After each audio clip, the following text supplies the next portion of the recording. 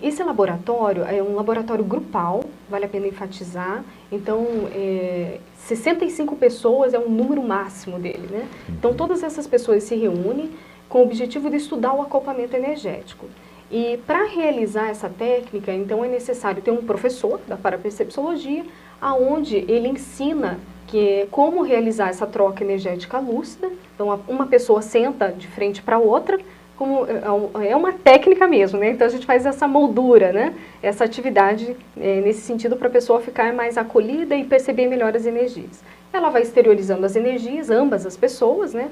E com isso elas vão sentindo algumas repercussões positivas e negativas, que podem ser da própria pessoa, do colega que está à frente e também das consciências ou espíritos que estão ali, que estão envolvidos que estão aglutinados com aquela energia para serem assistidos. E com essas percepções de sinais positivos ou negativos, a pessoa vai aprendendo o que é dela, da personalidade, do temperamento dela, com aquilo que é externo a ela, que condiz a questão de consciências, espíritos, que estão mais para serem assistidos. Eu posso dar um exemplo no sentido de a pessoa está lá exteriorizando energia uma para outra, né? E ela começa a sentir tontura, às vezes ela perde a linha de raciocínio, que a gente fala que é uma obnubilação. Então esses são os casos mais negativos, nosográficos, né? Que podem denotar aí a questão de consciências, né? Esses espíritos necessitando de assistência, né? Ou a própria pessoa que ela está desestabilizada emocionalmente e assim por diante. Porém, para que cada pesquisador saiba o que está acontecendo com ele e com a questão das energias, né, que está envolvido, é necessário fazer autopesquisa. Então não tem receita de bolo, esse que é o nosso grande problema, né? Então é necessário a pessoa fazer várias vezes esse curso, aplicar diariamente essa questão de exercícios energéticos para ela aprender como que ela funciona com as energias. Só assim, com essas repetições, com essa autopesquisa, com anotações, né, registros, ela vai conseguir compreender como ela funciona e como ela pode ajudar os outros. Isso é muito importante. Fenômenos que acontecem. Clarividência, parapsiquismo fica diferenciado no complementário? Sim. O laboratório, então, ele é específico para o fenômeno do acoplamento energético.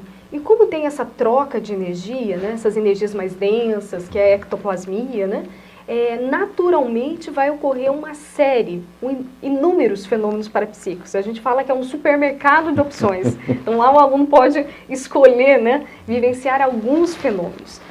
Dentre eles, o principal é a clarividência facial. Por quê?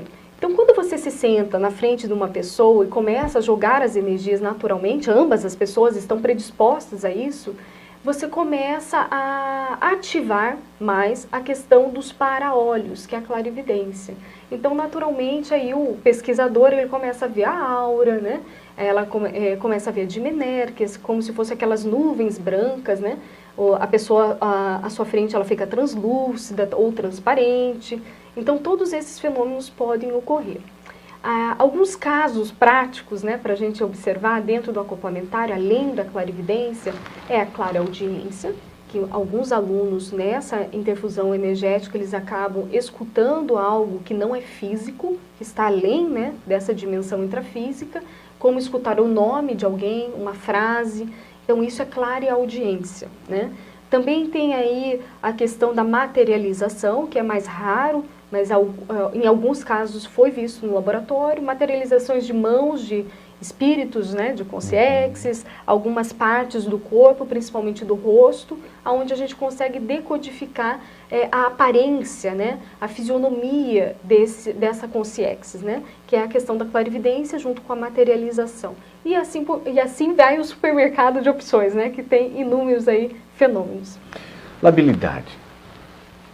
A labilidade parapsíquica, eu estudo muito essa temática, né, e posso dar casuísticas pessoais. Então, na minha infância, eu tinha desenvolvido naturalmente a clarividência, desde nova, desde mais ou menos aí uns 8 anos, né, porém eu não tive orientação. nesse familiar, né, por N motivos, não tinham recursos, né, não tinham cursos, né, ou algum método, né, para ensinar, no caso, a criança quanto ao parapsiquismo. Com isso, os ambientes que eu frequentava, escola, amizades, né, naturalmente trocava energia e também via consciexes, né, esses espíritos. E normalmente não eram, assim, as melhores companhias que eu via, né? Então acabava tendo desconfortos muito grandes. O que seriam esses desconfortos?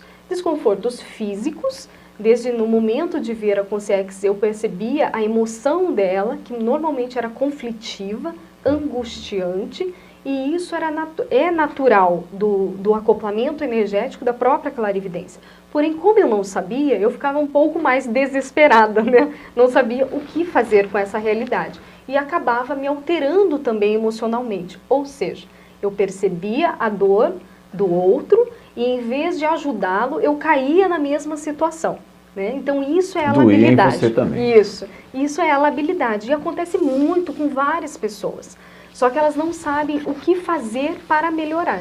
Então a dica aqui é a pessoa mobilizar as energias, começar a trabalhar energeticamente, né, o estado vibracional, né, que a gente ensina bastante, né, e também fazer esses cursos mais práticos e técnicos para entender melhor a questão dos fenômenos. Não achar que isso é mero, que é natural, né, ou que é uma loucura ou algo nesse sentido, né. Não deixar essas situações que são conflitivas para a pessoa embaixo do tapete, né? Tentar tirar e investigar profundamente o que está acontecendo. Né?